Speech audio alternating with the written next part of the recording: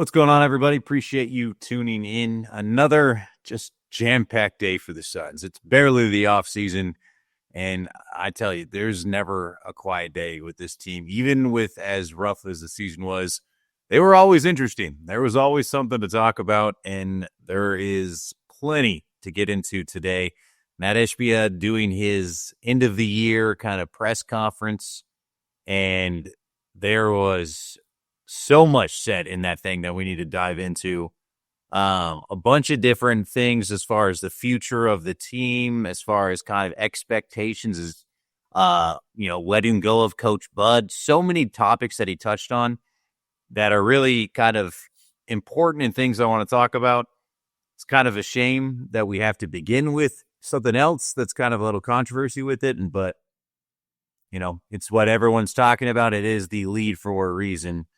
So a couple days ago, Stephen A. Smith runs his mouth a little bit and starts talking about how Mat Ishbia could potentially go down, or he's on his way to being the worst owner in the history of basketball, and went so far as to quote to reference some other owners in the past that have been terrible. Nolan, he went on to even mention Donald Sterling, which is an outrageous comparison. On the ownership standpoint alone is one thing, but there was so much more baggage with what was going on with Sterling, with Nolan, with a lot of these other guys to comp them in the same circle is wild behavior. But that got brought up in a big way in the press conference.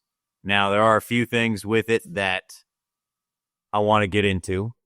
First off, Shane Young asked the question and brought up to Ishbia that, hey, I'm sure you saw a national reporter. And then he says, who had this outrageous thing to say about you, and as far as you maybe being the worst owner, wonder if you had any response to it. Now, there are layers to this. The first thing I would say is that is a question that need to be asked.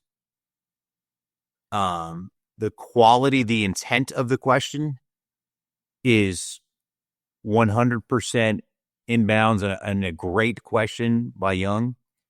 The execution was awful. In that, I honestly think if you went back and looked at it, he should, if he doesn't, feel a little bit embarrassed by what he said. Because you are not supposed to try and steer an answer in any way from your question, and to clearly show your opinion on what Stephen A. Smith and the way and the phraseology that he used by referring to it as an outrageous statement by Smith, regardless on whether it was or not. But to phrase the question like that in a press conference, what are you doing? Are you doing PR work for the Suns? Because that's what it sounds like. You lose credibility as a reporter when I know how you feel about it, and I can tell that you are just asking questions to fit the narrative that you want to create, which is clearly what it does. And now, when that happens, now I start looking at everything else with a little bit of a side eye when Kevin Durant quotes him and says that they've had great conversations, that he's covered stuff well. Did you cover stuff well, or did you just cover stuff as a Suns PR and really lighthearted and a really nice guy for the team? Those are the questions that come to mind when you do something like that. Your credibility as a reporter gets shot. Ask the question. It's a fair question. Leave your opinion on it out of it, and then get whatever question, whatever answer it is that you get off of your question, great. And then if you want to write your article and if you want to have your opinion in the article and state it that way, that is fine. But to ask a question in a way to get a pointed answer, that's terrible form. Terrible form. That being said, what Stephen A. Smith said was outrageous. He's 1,000% correct. And Young is in looking at it like that, because that was a ridiculous statement to make. Now, how much of that is him trying to do TV and trying to be, polarizing a little bit? How much is that him working kind of the crowd? I'm sure there's some of that in there.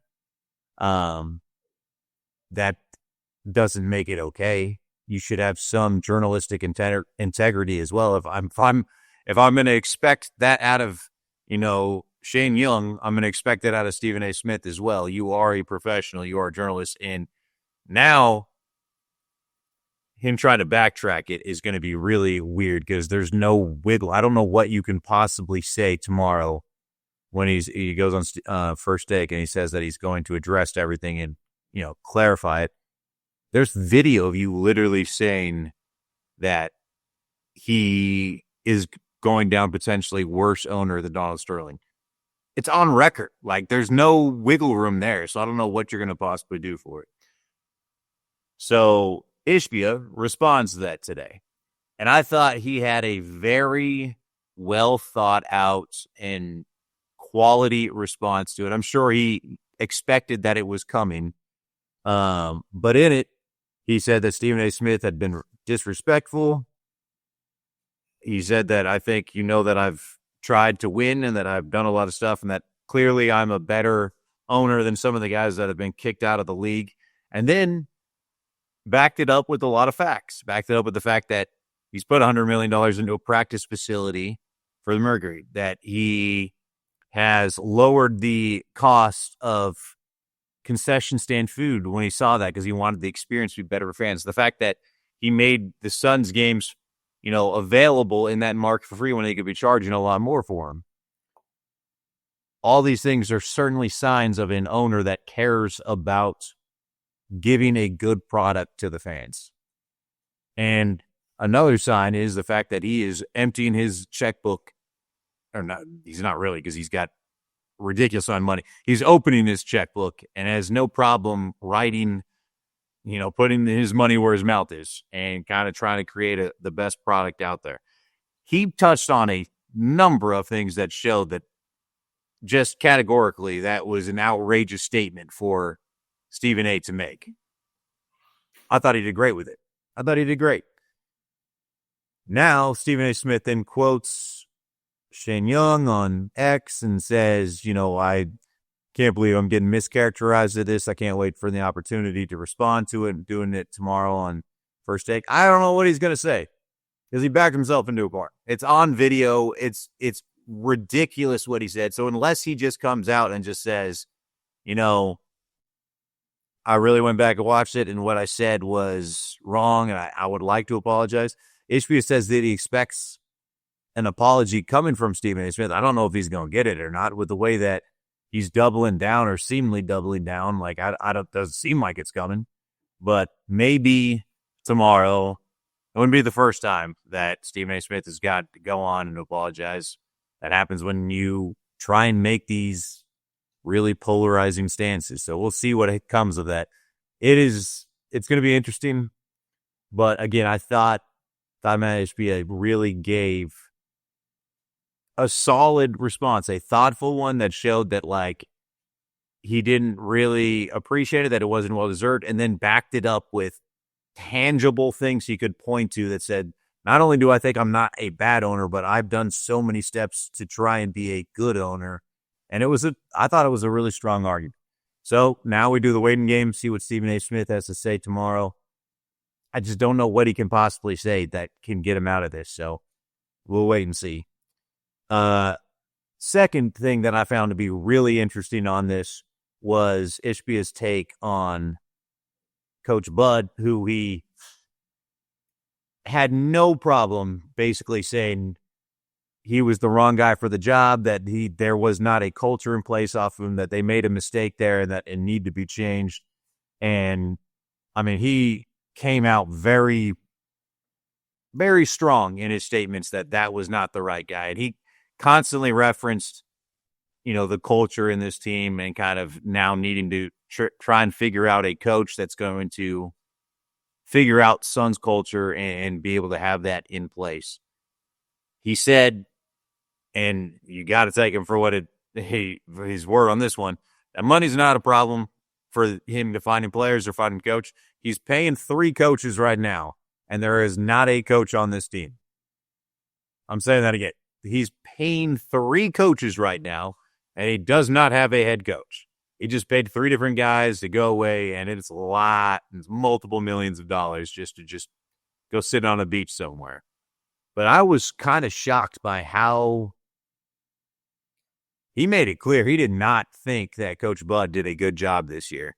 He didn't think that it was from an effort standpoint. He referenced that several times, that this team was not only better than the 38 wins, but that they should have been a lot more competitive in a lot of the games too, and that he looked like they weren't out there executing at a high level. He really kind of just lit into Coach Bud, and it was just like, this was a terrible coaching job. Deservingly so. And when he specifically, the thing that was interesting too was so many people felt like, 1 year was not enough time, that you need to see a little bit more from a guy that has won a championship, and that the leash should be a little bit longer. Ishbia was not trying to hear any of that. He specifically said, we'd seen enough. We knew. Pretty strong statements from a guy that's only got 1 year on a 5-year contract to be like, no, we're pivoting. And he said that several times about his willingness that if he sees something wrong, he has no problem going in another direction or changing it up. And that they did that several times this year, that it didn't work. But it's not going to be an issue for him, that if he sees something needs to change, they're going to make that change. And clearly, 3 head coaches, 3 years now, and they're getting ready for their 4th. But that's an aggressive standpoint. The last little thing that really stood out to me was kind of his entire opening monologue, where he was just brutally honest about the state of this team. Called this season a failure multiple times, said it was embarrassing, disappointing. Use whatever words you want for it. He said it was just that, and that it was unacceptable. He made several promises that this team's going to have a culture, that it's going to be different next year, that they are going to make all of these changes. And not only, like I said, in making those promises about it changing, give you a timetable. He said that he wants it next year, that they want to be able to compete for a championship. And stress the importance of building the culture for the team. Now, there was a lot of good in it, in what he said. It's a lot of empty calories, I felt like, too, in some ways. And I'll tell you why. He's absolutely right. They got to get the culture. They got to figure it out. But the knock on him, in part, has been he's got the new owner syndrome, where you come in and you just want to win right away. And so you expedite the process by making all of these moves. And then because of that, the culture suffers because there is no culture. And he stressed we got to get Suns culture. We got to build this up. While also saying, like I said, he's not afraid to pivot and make moves and change things if he doesn't like what's going on. Sometimes it takes time. And everything about him says this is not a patient man. And that doesn't really work in the NBA. There's very few teams that have ever had success that aren't patient a little bit and let things develop. And that does not seem. Now, he said as long as he sees it moving in the right direction, he doesn't have a problem kind of sitting there. The team was moving in the right direction when he got there. And he still made all these wild moves, very aggressive, that at times looked good. Some of them looked good. But it wasn't willing to just sit there and let it happen, for what that's worth. The other issue that I really had with what he said was he talked about how important it was to build the culture for this team, and said that, referenced some of the great dynasties, and said he's going to bring championships with an S, multiple championships to Phoenix. I'd love to see it. That'd be awesome. But he started talking about how it's important for them to build the culture of this team, and reference, he's like, if you think of all the best teams, the best franchises that there's ever been, they all have culture. And then he started saying the Steelers, and he started saying, I think he said the Patriots, or a couple other teams that have had long runs of history. That's the thing. that culture and standard was built up over time.